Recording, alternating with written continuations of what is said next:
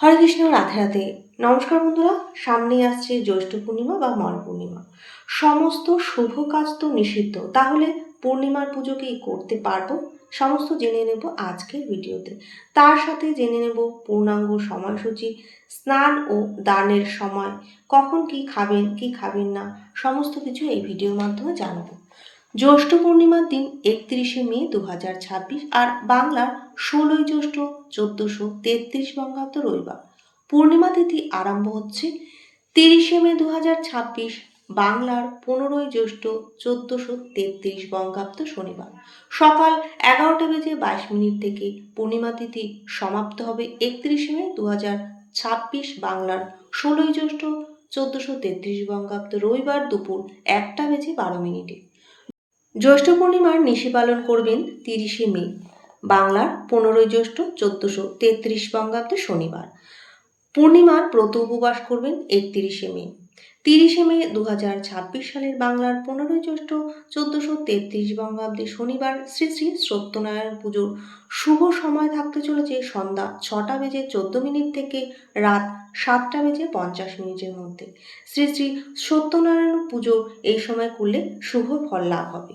30শে মে 2026 বাংলার 15ই জ্যৈষ্ঠ 1433 বঙ্গাব্দে শনিবার অমৃত যোগের সময় দুপুর 3:38, সন্ধ্যা 6:14, রাত 7:02 থেকে রাত 7:44 মধ্যে, রাত 11:16 থেকে রাত 1:23 মধ্যে, রাত 2:47 থেকে রাত 4:56 মধ্যে।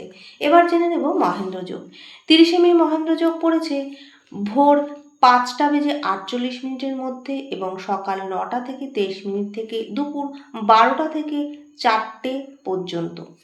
31শে মে বাংলার 16ই জ্যৈষ্ঠ 1433 বঙ্গাব্দ রবিবার। এদিন অমৃত যোগের সময় হতে চলেছে সকাল 6:47 থেকে সকাল 9:25 মধ্যে এবং দুপুর 12:06 থেকে দুপুর 2:47 মধ্যে, আর রাত 7:44 মধ্যে ও রাত 11:16 মধ্যে, আবার রাত 1:23 মধ্যে ও রাত 2:47 থেকে ভোর রাতে 4:56 মধ্যে।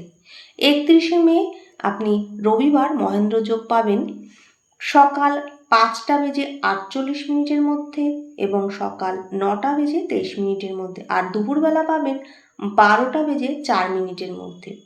31শে মে 2026 সালের 16ই জ্যৈষ্ঠ 1433 বঙ্গাব্দে আপনি অমৃত যোগের শুভ সময় পাবেন সকাল 6:43 মধ্যে আর সকাল 9:25 মধ্যে, দুপুর 12:06 মধ্যে, দুপুর 2:47 এবং রাত 7:44 মধ্যে, আবার রাত 10:36 মধ্যে, আবার 12:42 মধ্যে থাকছে অমৃত যোগ।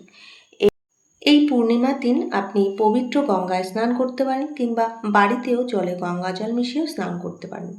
স্নান সেরে কোনো অভাবী দরিদ্র বা ব্রাহ্মণকে সাধ্যমতো খাদ্য বস্তু প্রয়োজন অনুযায়ী দান করতে পারেন। পূর্ণিমার দিন সন্ধ্যের সময় আপনি অবশ্যই চন্দ্রকে অর্ঘ্য দেবেন। তুলসী তলায় এবং ঘরের মন্দিরে অবশ্যই ঘিয়ের প্রদীপ জ্বালাবেন। এই দিন আপনার মনে যেন ইতিবাচক চিন্তা থাকে। যতটা সম্ভব আপনি ভগবানের স্মরণ ভজন কীর্তন করবেন। যেহেতু এটা পুরুষোত্তম মাস, এই পূর্ণিমা ততটাই গুরুত্বপূর্ণ।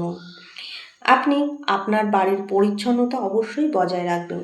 সনাতন ধর্মে দানকে সবচেয়ে পুণ্য কর্ম বলা হয়েছে। তার পাশাপাশি যদি পুরুষোত্তম মাস হয়, তার গুরুত্ব অনেকটাই বেশি, তখন তার বহু গুণ বেড়ে যায় এর গুরুত্ব। শাস্ত্রে বলা হয়েছে যে এই দিনে করা দান ভগবান বিষ্ণু কৃপা লাভ হয়।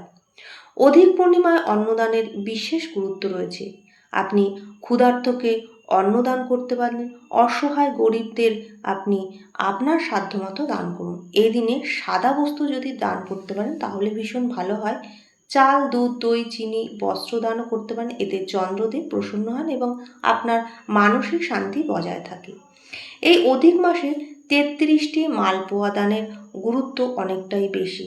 আপনি 33টি মালপোয়ার ভোগ লাগিয়ে কোনো ব্রাহ্মণকে এই 33টি মালপোয়া আপনি দান করতে পারেন। এতে আপনার পরিবারে সুখ সমৃদ্ধি আসবে। শাস্ত্রে বলা হয়েছে ভালো খেতে যদি আপনি বীজ বপন করেন তাহলে সেই বীজ ভালো হয়, তেমনি যোগ্য ব্যক্তিকে যদি আপনি দান করেন সেটি কখনোই বিফলে যায় না। বিষ্ণুর ধর্মোত্তর পুরাণ অনুসারে পুরুষোত্তম মাসে গাছ লাগানো অশ্বমেধ যজ্ঞের সমান পুণ্যলাভ বলা হয়েছে। এই অধিক পূর্ণিমায় অশ্বত্থ, বট, যজ্ঞডুমুর, তুলসী, আমলকি, বেল, অশোক এবং কদম্বের মতো পবিত্র বৃক্ষ রোপণের বিশেষ গুরুত্ব রয়েছে। এই বৃক্ষগুলোকে ভগবানের স্বরূপ বলে মনে করা হয়। এগুলো রোপণ এবং সংরক্ষণের ফলে পরিবেশ রক্ষার পাশাপাশি আধ্যাত্মিক পুণ্য আপনি লাভ করতে পারবেন।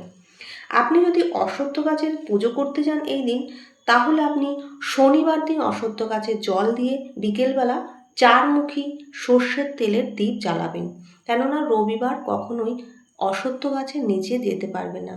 তাই আপনি শনিবার দিনে আপনি অশ্বত্থ গাছের পুজো সেরে ফেলুন।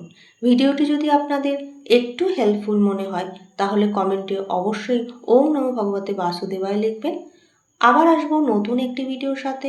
আপনারা সবাই ভালো থাকুন, সুস্থ থাকুন। নমস্কার।